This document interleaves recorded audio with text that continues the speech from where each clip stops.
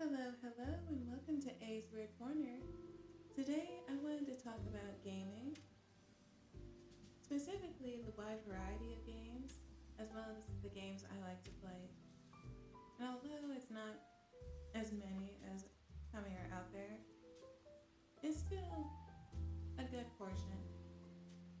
Now, the games that I've seen are mostly horror games, but also some really simple and really nice games, especially organizing games. There was one I found very interesting. Sadly, I forgot the name of it, but it is very nice. Another is pretty interesting. I think it was called Storyteller. I absolutely want to play that game. It seems really fun. And even though Storyteller is very fun, something I really enjoyed playing, especially back in high school, was Overwatch. And although in high school I also played some horror games, I never completed them, sadly. But I love playing Overwatch, especially with my brothers and a few friends. But with Overwatch, it was always exciting. Because although I had D.Va as my main character, and playing as the other characters just seemed really interesting, kind of like a new outlook. Seeing what abilities they have and whether I was comfortable with the characters or not. Granted, whenever I play Overwatch, I still play as D.Va, but sometimes I go back and forth from each character.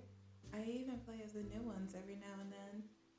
I think it's just exciting to try and play through a different character's eyes. And it's really fun. Now, recently I got back into Minecraft and I really enjoy it. I don't know why I stopped playing it, but it's very enjoyable and very relaxing. Whenever I have a stressful day or just want to kick back and relax, I play some really relaxing music and get right into Minecraft. Now, other than Minecraft, I have also really enjoyed playing some RPG games like Harvest Moon, even Rune Factory. Now, when it comes to Harvest Moon, I absolutely love it. It's relaxing, it's fun, the different characters you meet is absolutely exciting. And of course, taking care of a farm and animals. It seems easy on the game, but I bet in real life it's not as easy as it looks. Now with Rune Factory, it's pretty much, well, not really the same thing. It has a similar atmosphere, but you don't really get to take care of the farm animals as much. More of the animals and quote unquote monsters that you adopt. I find that really fun. With Rune Factory, it gives me a better outlook of imagination and fantasy, I suppose. It's really fun and absolutely exciting. Although the first Rune Factory game I played was Rune Factory 4, I could not explain how excited I was with Rune Factory 5 coming out. But I had to complete Rune Factory 4 because although I've completed the game, I haven't seen the true ending because there was one day I was on YouTube and I saw a picture of a certain character who was a dragon in a human form, and I really wanted to see it for myself. So I can't say I completed the full game of Rune Factory 4, but I'm getting there.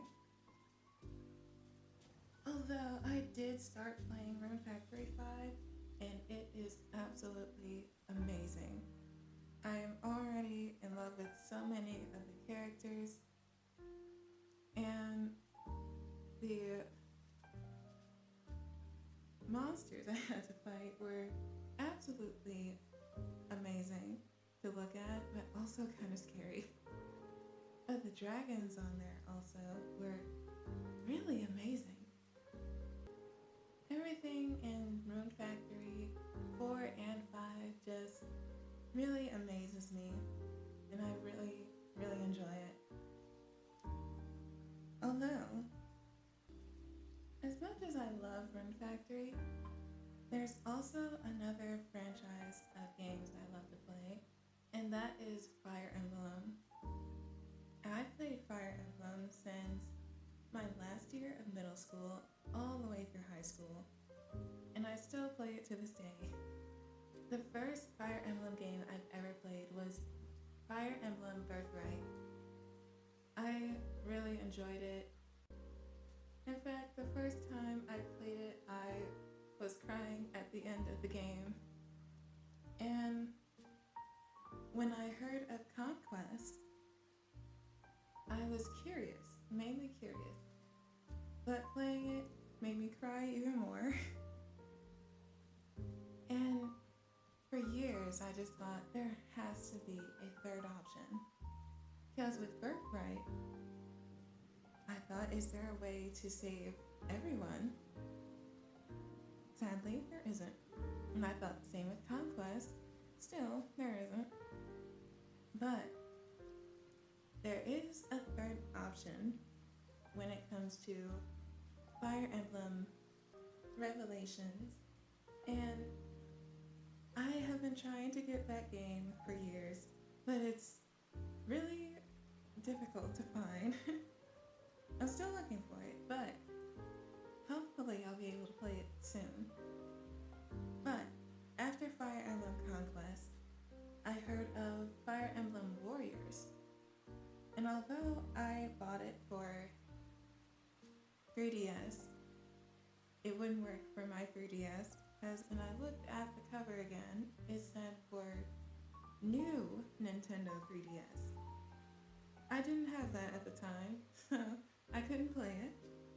But when I got my Nintendo Switch, I found the game for Nintendo Switch and absolutely loved it. I played the game with my brother.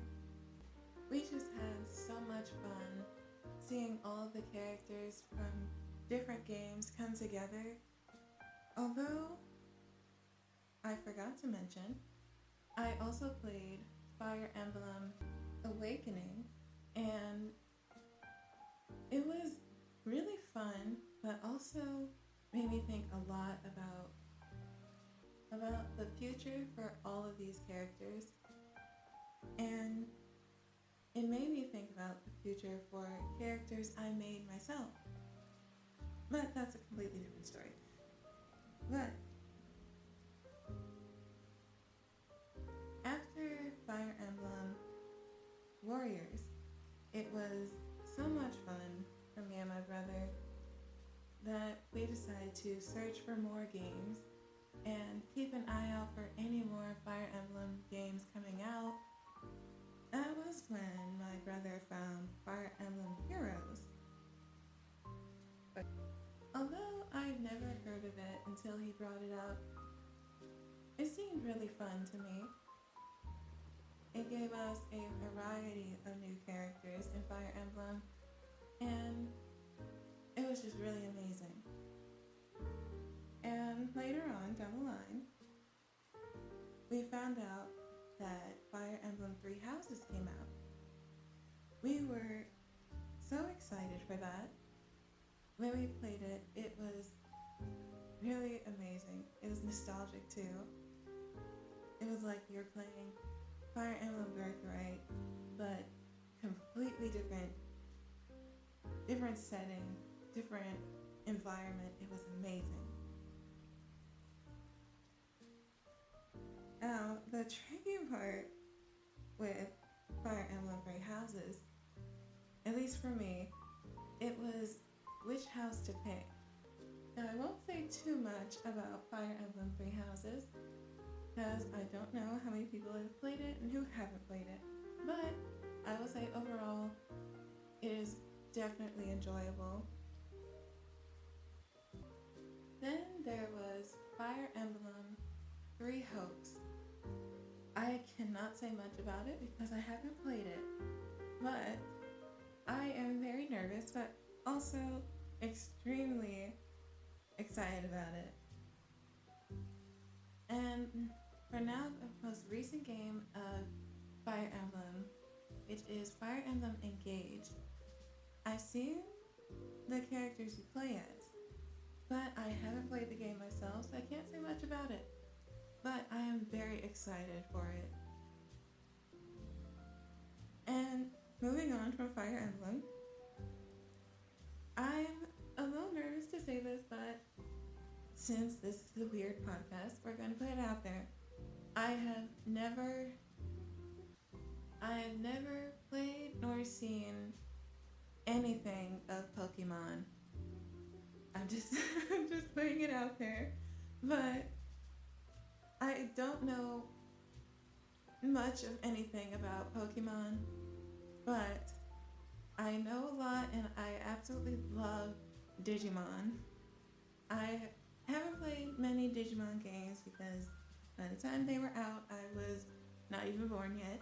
But when I heard of a certain Digimon game, I believe it was Digimon Cyber Sleuth, I was absolutely amazed. I was amazed with how much nostalgia I got just seeing the name Digimon pop up on my screen. And then seeing all of the Digimon I grew up watching on TV, it was absolutely special to me.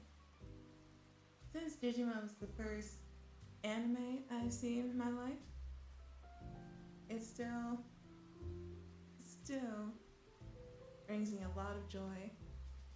I'm not sure how many people are going to question about how much of Digimon I've seen, or question why I've never seen or played anything of Pokemon. But I can say right now, I do think Pokemon is really fun. I've seen a lot of commercials about it, but I have no idea about most of it.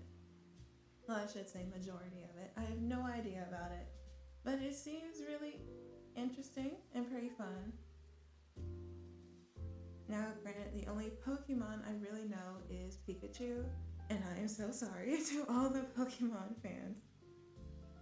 And even one of my older brothers came at me about it, but I am still very sorry.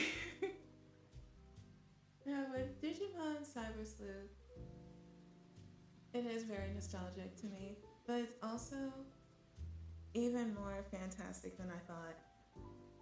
Because even though there are the Digimon I grew up watching, there's also a lot more, and the story for both parts of the story is absolutely extraordinary.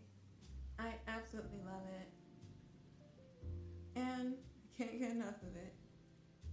But for me, I want to see more of what Digimons you can get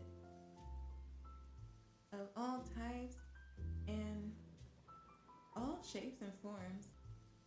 Just seeing the many, many different Digimon on that game absolutely blew my mind.